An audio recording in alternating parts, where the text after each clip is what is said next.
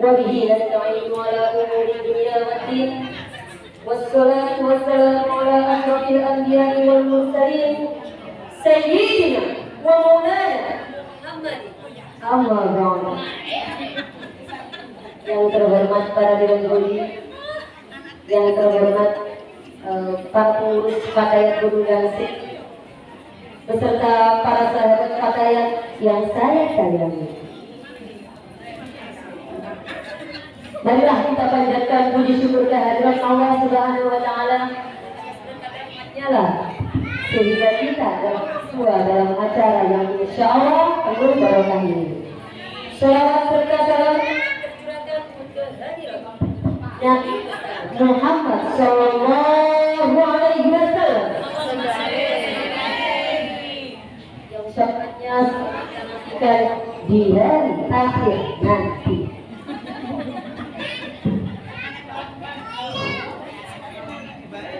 Pada kesempatan kali ini saya akan menyampaikan pidato singkat dengan judul mensyukuri eksistensi Nabi Muhammad Shallallahu Alaihi Wasallam. Apakah eksistensi itu? Eksistensi itu adalah keberadaan, kemunculan. Kita sebagai umat Nabi harus bersyukur bahwa Nabi Muhammad eksis di dunia ini. Beberapa hal akan saya sampaikan terkait dengan judul tersebut.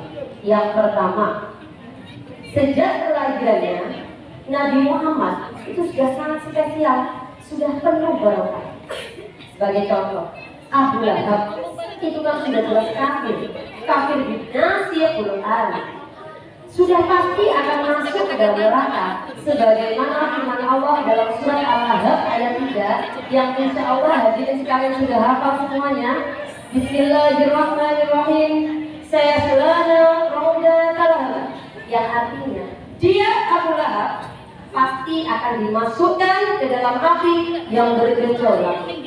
Tapi bahkan kafir seperti Abu Lahab pun setiap malam Senin itu ternyata diringankan siksanya.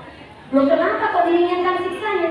Ternyata dahulu kala pada hari Senin 12 Rabiul Awal tahun Gajah, Abu Lahab ternyata bergembira, bersyukur atas kelahiran keponakannya yang bernama Muhammad bin Abdullah. Hanya dengan mensyukuri kelahiran Nabi satu kali, Abu Lahab bisa mendapat berkah berupa pengurangan siksa kubur. Apalagi para sahabat Fatayat yang setiap minggu mensyukuri eksistensi Nabi dengan membaca maulid Jibril.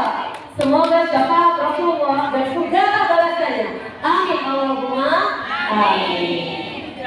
Yang kedua, yang perlu kita syukuri dari keberadaan Nabi adalah sifat beliau yang penuh harapan dan optimisme.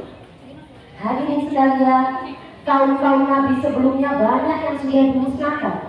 Dimusnahkan itu juga atas izin Nabinya. Tapi Nabi Muhammad berbeda. Ketika Malakul Jibril ingin menjatuhkan kaum Quraisy, ingin mengangkat kaum Quraisy, Nabi menolak. Beliau berkata, "Asallahu alaihi yuhtika min aslabihim may ya'budullah la yusyriku bihi syai'an." Yang artinya, semoga Allah mengeluarkan dari tulang rusuk mereka kaum kafir Quraisy, hamba-hamba yang menyembah dan tidak menyekutukannya.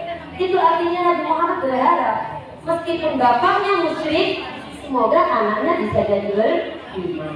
Meskipun bapaknya memerangi kaum Islam, bisa jadi mereka ini melahirkan anak-anak yang soleh, anak-anak yang beriman, dan membentuk generasi muslim yang lebih baik. Dan itu terbukti ternyata.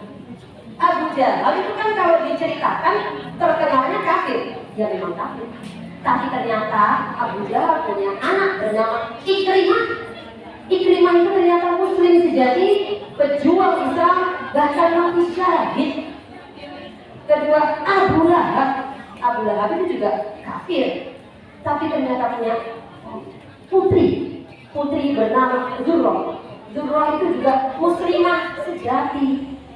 Kita juga melihat di masyarakat kadang ada seorang bapak yang mungkin masih belum baik, malas beribadah, tapi punya anak rajin mengaji di TPQ, hafal Quran, anak yang soleh, subhanallah. Kita juga sebagai orang tua, naudzubillah, seandainya punya anak yang belum baik, jangan putus asa. Tetap didoakan, tetap dididik. Semoga suatu saat dia akan menjadi anak yang lebih baik. Amin Allahumma amin. Sebenarnya banyak sekali yang bisa kita syukuri dari keberadaan kita memiliki Nabi bernama Muhammad SAW. Kelebihan beliau sangat banyak sehingga tidak cukup waktunya kalau dijelaskan satu persatu. Maka cukup saya akhiri sampai di sini. Akhirul kalam, wabillahi taufiq wal hidayah, waridho wal inayah. Wassalamualaikum